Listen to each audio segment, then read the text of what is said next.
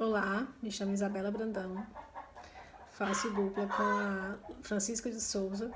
A gente veio aqui apresentar o 7º seminário interdisciplinar para vocês, Sociologia e Antropologia, que tem a temática Sociedade em Risco, uma reflexão entre modernidade e tecnologia. Aí a gente vai falar um pouco sobre o que a gente preparou sobre esse assunto. No decorrer do século XX, foi inegável que a evolução técnico-científica trouxe o bem-estar à sociedade. Mas, por outro lado, para fazê-lo consegui-la, é necessário explorar os recursos naturais existentes no planeta de forma incompatível, uma vez que estes são insumos na fabricação dos produtos e, em consequência, houve a degradação ambiental, o auseramento dos recursos naturais. Além disto, colocou a vida humana e outras espécies em risco, animais e vegetais. Sendo assim, em virtude desta utilização predatória, fruto do modelo econômico vigente, o planeta atingiu um patamar que dificilmente retornará ao estado natural. Isto é, ele chegou a um ponto de não retorno em razão dessa pseudo-relação entre o homem e o meio ambiente. Há também a globalização, que tem posto aos países desenvolvidos ou não serem menos atentos com as questões ambientais diante da competitividade econômica. Tal fato agrava-se nos países menos desenvolvidos, tendo a ação dos relacionamentos pessoais.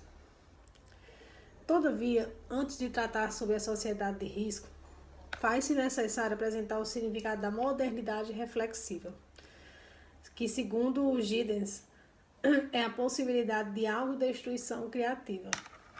Para toda uma era aquela da sociedade industrial. Ressalta-se que o sujeito dessa destruição não é a revolução, não é a crise, mas a vitória da modernização ocidental. Porém, Beck revela que o conceito sobre o significado de modernidade reflexiva é controvertido entre os autores e, para melhor elucidar o tema, formula 4 perguntas, sendo que a primeira refere-se ao sujeito, cuja resposta varia, pois os sujeitos principais da modernização reflexiva são os agentes individuais e coletivos. E os cientistas e as pessoas comuns, as instituições, as organizações, assim como as estruturas. No que tange à segunda indagação, ele se relaciona ao meio da modernidade reflexiva, que, segundo Beck, embora pareça ser o conhecimento em suas várias formas, não é visto que, na verdade, o oposto se afirma. A quarta pergunta relaciona-se no motor da modernização reflexiva, cuja resposta, segundo Beck, não possui divergência entre os autores, respondendo da seguinte forma. Os econômicos. Para a recuperação, preservação e educação ambiental. Também percebe-se que as consequências da globalização possuem uma abrangência ampla, pois abarca praticamente todos os aspectos do mundo social. Todavia, em virtude da globalização ser um processo em aberto e contraditório, as suas reais aplicações são difíceis de serem previstas e controladas. As suas reais... que outro modelo de pensar esta dinâmica em termos de risco, pois muitas são as mudanças acarretadas pela globalização, resultando em formas de risco, bem diversas daquelas que existiam anteriormente. Ao contrário dos riscos ocorridos no passado, que tinham causas estabelecidas e efeitos desconhecidos, os riscos odiernos são incalculáveis e implicações indeterminadas. No mundo globalizante, os riscos ecológicos ameaçam o homem de várias formas, sendo uma das principais preocupações o aquecimento global e o aumento da camada de ozônio, como todos já sabem. Importante ressaltar que a sociedade de risco não se limita só aos riscos ambientais e de saúde, uma vez que inclui uma série de modificações na vida social contemporâneas, transformações nos padrões de emprego em um nível de cada vez maior de insegurança laboral, influenciam o capital, fazem com que os mercados entrem em colapso, confundem agendas e fragmentos o quadro de funcionários e agentes significativos os partidos,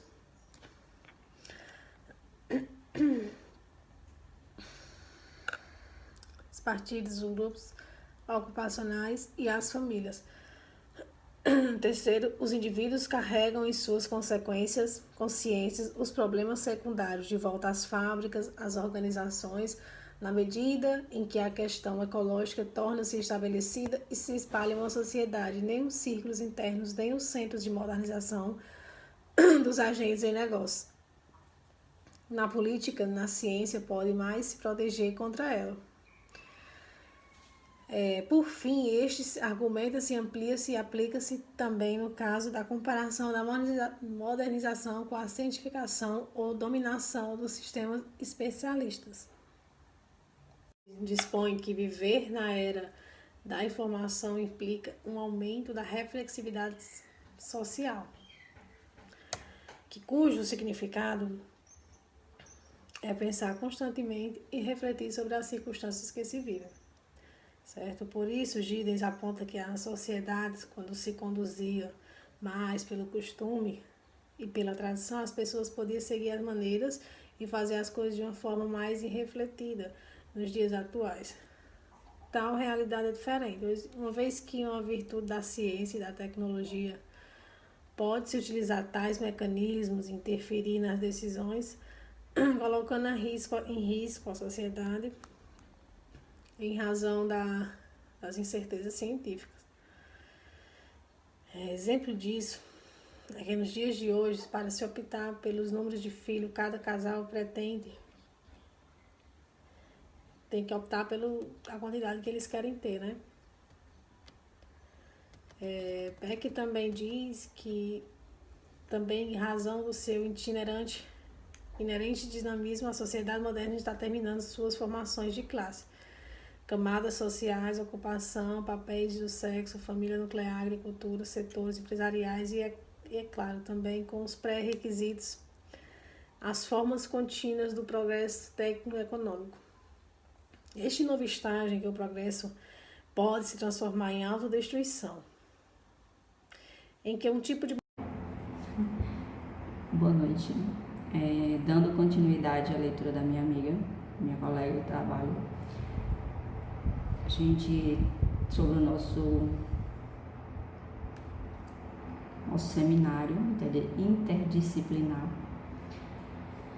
continuaria aqui com o tópico Sociedade de Risco. Constata-se que, segundo Beck, o risco torna-se central por várias razões, visto que, por meio do avanço da ciência e da tecnologia, surgiram novas situações de riscos diferentes das existentes em décadas anteriores, né? A ciência e a sua tecnologia proporcionam à sociedade vários benefícios, inúmeros benefícios, aliás, né? Tipo indústria, tecnologia telefônica, enfim, a tecnologia no geral. Entretanto, criam riscos que são imensuráveis, verdade. Justamente em virtude disso, não se sabe os riscos que se ocorrem com os alimentos modificados geneticamente ou com as tecnologias nano, por exemplo. De outro modo, Beck, que mostrou que as questões ecológicas marcam muitos outros problemas com esse que se defrontam, né? Em primeiro momento, existe a questão relacionada à sobrevivência ou segurança global, a industrialização e seu desenvolvimento tecnológico, né, com todos os infortúnios e também benefícios concomitantes desenvolveram sob a égide das sociedades ocidentais. Porque as sociedades menos desenvolvidas deveriam agora embarcar em processos de industrialização em grande escala que limitam seu crescimento econômico, para ajudar a resolver problemas criados pelos ricos. Essa expansão da pobreza global e a demanda urgente por justiça global estão evidentemente vinculada ao dilema ecológicos. O ecologicamente correto. Fala-se muito sobre o ecologicamente correto, que tem que se fazer mas na prática só há enrolações, né? Porque a gente sabe que as pessoas camuflam a realidade em questão de dilemas ecológicos. O ecologicamente correto fica só nas propagandas, né? Enfim, depreende-se que para Beck, a sociedade de risco origina-se da sociedade industrial. Sociedade industrial, isso. O tipo de sociedade existente no final do século XX inaugura uma outra fase histórica da humanidade, na qual finalmente se reconhece que a mesma tecnologia que gera benefícios ao ser humano é também responsável por provocar inesperadas e indesejadas consequências. As características principais das sociedades de riscos é que as inovações tecnológicas e organizacionais da sociedade moderna também acarretam efeitos colaterais negativos enormes, cada vez mais complexos, imprevisíveis e alguns deles incontroláveis. Uma parte dos riscos contemporâneos escapam do controle do sistema convencional das instituições da era industrial. O Estado-nação não consegue mais regular os riscos de alta complexidade, principalmente aqueles que têm uma espacialidade e uma temporalidade que vão além das fronteiras geopolíticas nacionais. Ultrapassam. Hoje os riscos estão em todos os lugares. Em outros contextos históricos, inclusive em séculos passados, a experiência dos riscos nunca foi tão abrangente e profunda como tem sido nas últimas décadas. A situação de riscos atuais são extremas. Portanto, a qualidade distinta das formas anteriores de riscos são totalmente distintas, né? A qualidade dos séculos anteriores. As mudanças estão acontecendo cada vez mais rápidas e em maior grau de intensidade. As mudanças geram situações novas em que ninguém parece ter o controle.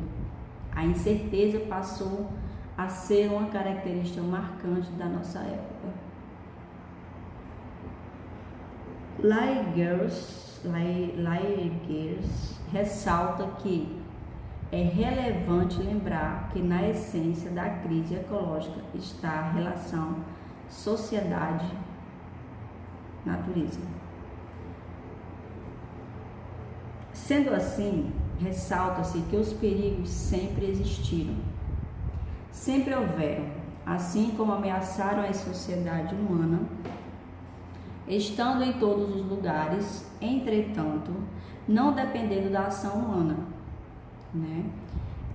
Enquanto risco pressupõe perigo, estando relacionado com a ação humana e, sobretudo, com a ação humana voltada ao futuro, como destaca Dides, 1995.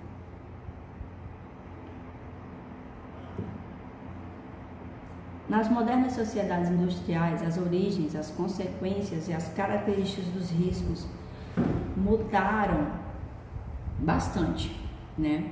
A forma como os riscos são percebidos socialmente e o modo como se reage diante dos mesmos também se modificaram. os riscos e os acidentes passaram a estar claramente dependentes das ações, tanto dos indivíduos quanto das forças sociais, econômicas e tecnológicas de âmbito mais vasto. Na modernidade, constata-se que os riscos estão intimamente ligados à expansão da racionalidade capitalista. Todavia, o socialismo também causou riscos à sociedade, né? 3. A crise ambiental como consequência da sociedade de risco. Depreende-se que a crise ambiental é deflagrada pelo sistema econômico vigente, cujo intuito é a acumulação de riqueza e do lucro.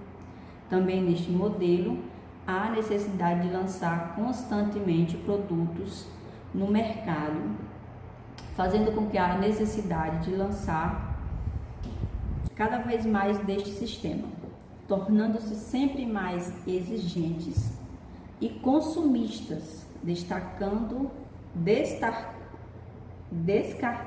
velho. Tipo, exemplos, aparelho de celular. Se eu comprar um aparelho, lança um aparelho no início do ano, as pessoas às vezes estão com o seu aparelho novo, não tem nenhum problema, mas tem que trocar porque é lançamento, porque todo mundo tem, e aí vai gerando aquela rede de exigências e descartes, né? Os seres humanos, na ânsia de fabricar esses produtos, acostumaram-se a explorar os recursos naturais sem nenhum critério.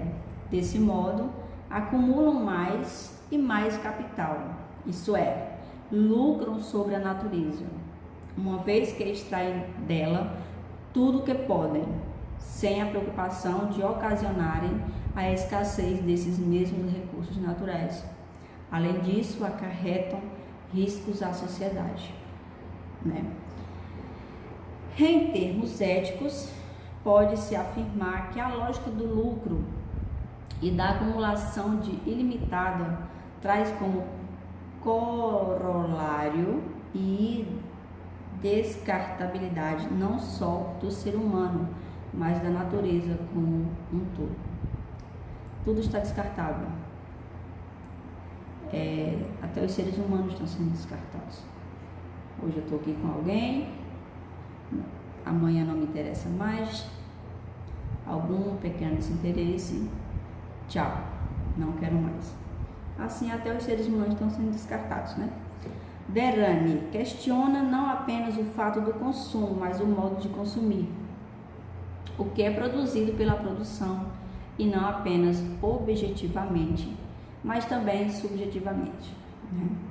A natureza humana, este conjunto de necessidade e impulsos, né? Nós somos impulsivos, o ser humano é impulsivo, age por impulso, é passível de ser compreendido apenas dentro de um processo histórico, no qual não se justapõe um elemento constante e uma variável, ambos sem se interrelacionarem, o particular aqui constrói a vida do geral. A lógica da descartabilidade do ser humano está presente no modelo de desenvolvimento que prioriza o mercado a partir de uma ótica neoliberal, despreocupada com as necessidades básicas da maioria da população. Essa matriz desenvolvimentista ensejou extraordinários avanços da ciência e da tecnologia, importando-se muito mais com o valor de troca dos bens produzidos, ao invés de colocar os produtos do programa ao alcance de toda a sociedade. Sendo assim, o relevante em uma sociedade de consumo é consumir e não satisfazer as suas condições para uma vida digna a ser universalizada. No processo de produção, o indivíduo é transformado em mercadoria na medida em que seu valor reside na força produtiva do seu trabalho, percebida como mera rúbrica do orçamento e, portanto, descartável quando declina seu poder de contribuição. Por outro lado, constata-se que estes produtos, ao serem adquiridos pelas pessoas, proporcionam a elas prazer momentâneo. Comprou, me deu prazer, daqui uns dias é descartado. Pois logo após consumirem, já pensam em adquirir outros bens. Essa é a nossa sociedade. Há também o consumo de produtos para diminuir o seu tempo desempenhando tarefas cotidianas. Todavia, o que não percebe é que esse tempo que supostamente estão ganhando ao consumir estes produtos acarreta sempre mais insatisfação nas pessoas, porque sempre estão infelizes e insatisfeitos. Além disso, este consumo provoca o exaurimento dos recursos naturais, pois estes são matérias-primas na elaboração desses produtos, colocando em risco a sociedade em razão das incertezas científicas que estes produtos possuem. Para Habermas, a democracia e a democratização, tanto no processo político convencional como dos centros de decisão econômica previamente despolitizados, constituem um elemento essencial de uma política de ambiente sustentável. Considerações finais, né? O atual modelo econômico precisa ser visto. Precisa ser visto. E a cultura do consumo precisa ser refreada. Ocorre que a sociedade está pautada, né, na concepção de que quanto mais é melhor. Com isso, propagou-se a ideia de que a base para conquistar a riqueza era aumentar a eficiência, geralmente com ganho de escala. Porém, odiernamente, esse modelo está cobrando um preço alto.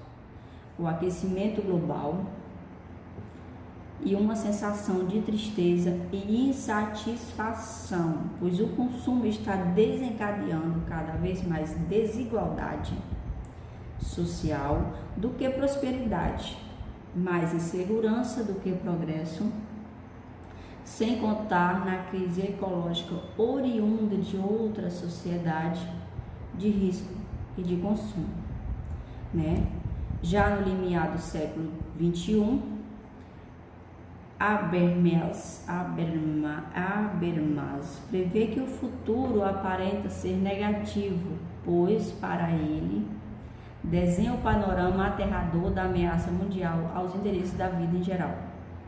A espiral armamentista, difusão incontrolada de armas nucleares, o empobrecimento estrutural dos países em desenvolvimento, o desemprego e o desequilíbrio social crescente nos países desenvolvidos, problemas com o meio ambiente sobrecarregado, altas tecnologias operadas, as raias das catástrofes, dão a palavra-chave que invadir a consciência pública através dos meios de comunicação em massa. As respostas dos intelectuais refletem uma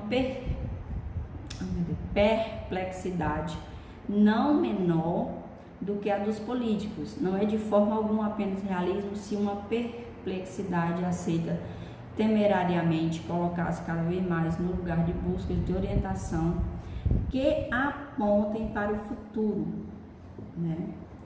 Para o futuro. Convém lembrar que a Europa, neste período, passava por modificações políticas e econômicas cujos efeitos refletiam-se na sociedade. Também no que se refere à questão ambiental, os efeitos catastróficos relacionados aos desenvolvendo energia nuclear, sem contar com o progresso de industrialização que causava sérias degradações ecológicas. Ainda deixa clara a sua desilusão não só com o Estado social-democrata, mas também com os teóricos pós-modernidade. Deste modo, corrobora com Habermas que a nova sociedade não anuncia o fim das tentativas da reforma social e política, né? surgindo uma nova forma de ativismo. Ele aduz que se verifica a emergência de um novo campo denominado subpolítica, cujo termo designa as atividades de grupos e agências que operam fora dos mecanismos formais da democracia política, tais como os grupos ecológicos, os direitos dos consumidores e dos direitos humanos. Ressalta também que a responsabilidade da gestão do risco não pode ser deixada do arbítrio de políticos e cientistas, fazendo-se necessários a participação de outros grupos. Entretanto, Giddens dispõe que estes grupos mencionados por Beck podem ter um relevante papel, mas para Giddens não suplantarão a democrática ortodoxa. A democracia ainda é crucial, pois os grupos existentes na área da subpolítica fazem reivindicações divergentes e têm interesses diferentes. Enfim, precisamos ter mais consciência, né? Temos que começar a partir do nosso lar, do nosso ambiente de trabalho, do nosso ambiente de convivência, para, enfim, querermos atingir globalmente o nosso meio ambiente, os nossos recursos naturais e tudo que for possível ser alcançado através da tecnologia, né? Que o ecologicamente correto saia dos papéis, das propagandas e realmente façam valer o seu nome em meio à nossa sociedade, em meio ao nosso ambiente, em meio ao nosso mundo. Obrigada e até a próxima.